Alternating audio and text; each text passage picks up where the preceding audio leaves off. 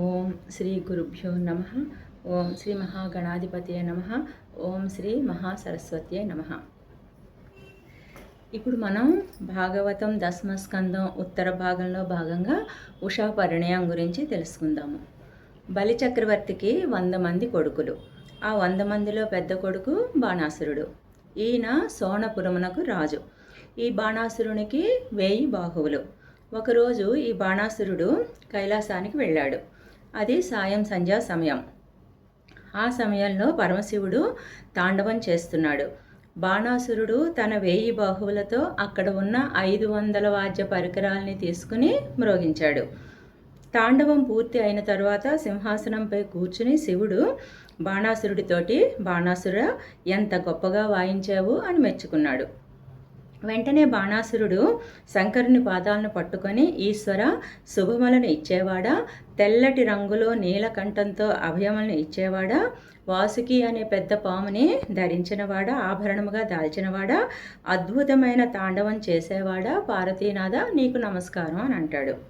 పొంగిపోయిన పరమశివుడు, బాణాసురుడా, నీ భక్తికి మెచ్చాను, నీకు ఏం వరం కావాలో కోరుకో అని అంటాడు. బాణాసురుడు ఒక విచిత్రమైన కోరికను కోరుతాడు.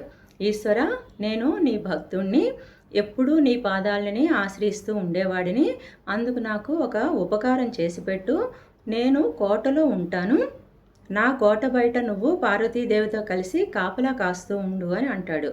ఇదేమి వింత కోరిక అని అనుకుని పరమేశ్వరుడు భక్తలోలుడు కాబట్టి బాణాసురుని కోరిక తీర్చడానికి పార్వతీదేవితో నంది వాహనంపై బయలుదేరి సోణపురంకి వచ్చి కోట బయట కాపలా కాస్తూ ఉంటాడు. ఆ ఆది దంపతులతో పాటు శివ పరివారం మొత్తం శివుడి కోసం కైలాసం నుంచి వచ్చి కోట బయట కాపలా ఉంటారు. బాణాసురుడు ఎంతో గొప్పగా శివుడితో పాటు శివ పరివారం మొత్తం నా కోట బయట కాపలాగా ఉన్నారు అని అందరికీ చెప్తూ ఉండడంతో ఇక ఆయన మీదకి యుద్ధానికి ఎవరు రావడం మానేస్తారు. ఎవరు యుద్ధానికి రాకపోవడంతో 1000 బాహులకి పని లేకపోవడంతో విసిగిపోయిన బాణాసురుడు కోట బయటకు వచ్చి, ఈశ్వర, నీవు నా కోట బయట కాపలా ఉన్నావని తెలిసి నాతో యుద్ధం చేయడానికి ఎవరూ రావటం లేదు. యుద్ధం చేయకుండా నేను ఉండలేను. ఒక పని చెయ్యి ఈశ్వర, నువ్వే నాతో యుద్ధం చెయ్యి అంటాడు.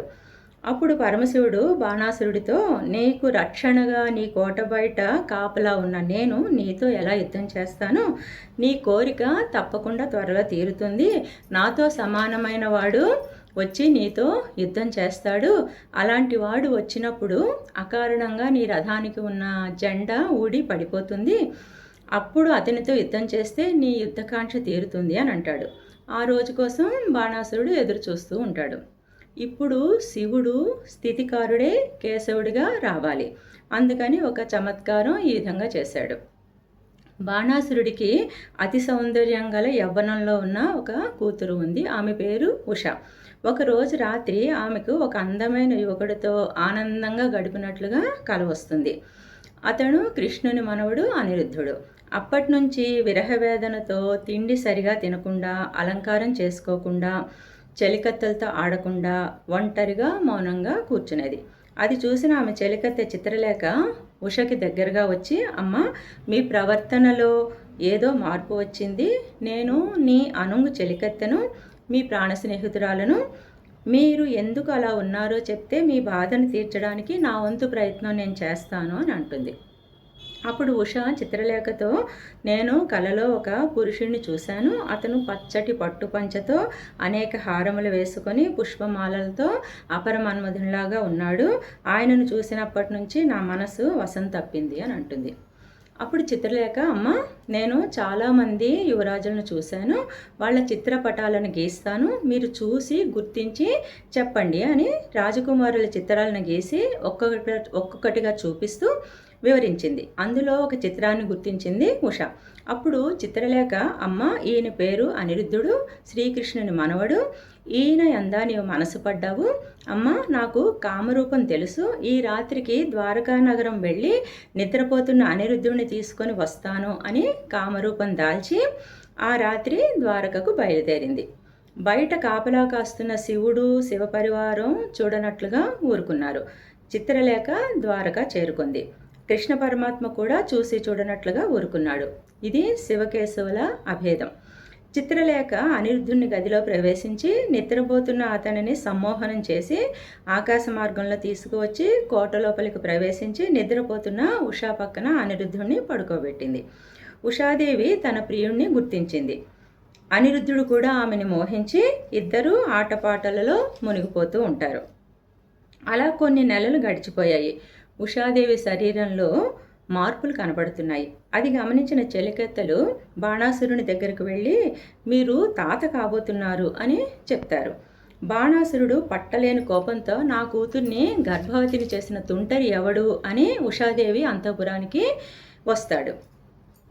అక్కడ ఎదురుకుండా అనిరుద్ధుడు కనబడతాడు. భటుల్ని పిలిచి అనిరుద్ధుడిని బంధించమంటాడు. అనిరుద్ధుడు తన గదలతో భటులని పరిమారుస్తున్నాడు.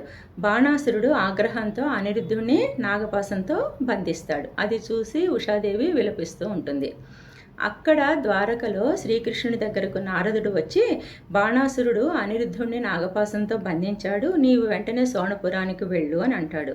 అన్నీ తెలిసిన కృష్ణ పరమాత్మ ఏమీ తెలియనివాడిలాగా తన బలగంతో కలిసి బాణాసురుడి మీదకు యుద్ధానికి వస్తాడు. అక్కడ బాణాసురునితో అతని భటులు ప్రభు మీ రథం మీద ఉన్న జెండా అకారణంగా క్రింద పడిపోయింది అని అంటారు.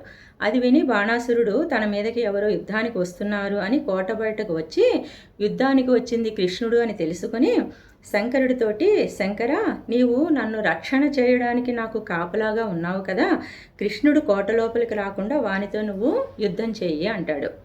తన భక్తుడి కోరిక తీర్చాలి, తన భక్తుడిని రక్షించాలి అని యుద్ధానికి బయలుదేరతాడు శంకరుడు. కైలాస పర్వతం కదిలి వచ్చేస్తోందా అన్నట్లు నందీశ్వరుని మీద కూర్చొని త్రిశూలం పట్టుకుని వెళుతూ ఉంటే నందీశ్వరుని మెడలో గంటలు గణగణమని మ్రోగుతూ ఉంటే ఆ ధ్వనికి ఆకాశం దద్దరిల్లిపోయింది. నందీశ్వరుని పాదధూళితో యుద్ధభూమి అంతా కప్పబడిపోయింది. శివుడికి కృష్ణుడికి యుద్ధం మొదలయ్యింది. శివుడు యుద్ధంలో లొంగకపోతే కృష్ణుడు బాణాసురుడి జోలికి వెళ్ళలేడు. అందుకని శంకరుడు ఓడిపోవాలి. అందుకని కృష్ణుడు వేసిన బాణానికి శంకరుడు నందిపై వాలిపోతాడు. వెంటనే కృష్ణుడు బాణాసురుడి మీదకి యుద్ధానికి వచ్చేస్తూ ఉంటాడు. అప్పుడు శివజ్వరం అనబడే ఒక శక్తి ఉద్భవించి కృష్ణుడి మీదకి యుద్ధానికి వస్తుంది. వెంటనే కృష్ణ పరమాత్మ వైష్ణవ జ్వరం అనే శక్తిని ప్రేరేపిస్తాడు. ఆ రెండు శక్తులు ఒకదానితో ఒకటి ఢీకొంటాయి. విష్ణు జ్వరం శక్తికి శివజ్వరం తట్టుకోలేక విష్ణువుని ఈ క్రింది విధంగా ప్రార్థన చేస్తుంది. పారి ఏ దిక్కుగానక ప్రాణభీతి నెనసి ఏడ్చుచు నా హృషికేశు పాద కంజములబడి నన్ను కావు కావు మనుచు నిటల తట ఘటితాంజలి పుట్టయు నగుచు. శివజ్వరం అంజలి ఘటించి నేను ఎటు పరిగెడితే అటు విష్ణు జ్వరం కనబడుతోంది. ఓ అనంత సత్యమంతుడా, బ్రహ్మాండములంతటా వ్యాపించి ఉన్నవాడా, అనంతుడా, పరమాత్మ, నీవు నీ మాయాశక్తి చేత ఈ లోకములన్నింటినీ నామరూపాలుగా కనబడేటట్లు చేయగల సమర్థుడవు, హేళగా పంచభూతములను సృష్టించిన వాడవు. అటువంటి పరమాత్మ నన్ను క్షమించు అని ఆయన పాదముల మీద పడింది. ఈ ఉషా పరిణయ ఘట్టంలో హరిహరాదుల యుద్ధం వలన వచ్చిన శివజ్వరం విష్ణు జ్వరం యుద్ధం చేయడం అనే ఘట్టంలో శివజ్వరం విష్ణువుని వేడిన శరణాగతిని ఎవరు వింటారో వారికి ప్రాణాంతకమైన జ్వరము ఎటువంటి ఇబ్బంది పెట్టదు అని కృష్ణ పరమాత్మ వరం ఇచ్చాడు. ఎవరైనా ప్రాణాంతకమైన జ్వరంతో బాధపడుతున్నట్లయితే ఉషాపరిణయ ఘట్టంలో ఈ శివజ్వరం విష్ణు జ్వరం యుద్ధ ఘట్టాన్ని శరణాగతిని చదివినట్లయితే లేదా వినినట్లయితే వారు ఆ ప్రాణాంతకమైన జ్వరం నుండి రక్షింపబడతారు. స్వయంగా కృష్ణ పరమాత్మ ఇచ్చిన వరం ఇది. అప్పుడు శివజ్వరం ఉపశాంతిని పొందింది. కృష్ణ పరమాత్మతో బాణాసురుడి యుద్ధం మొదలైంది.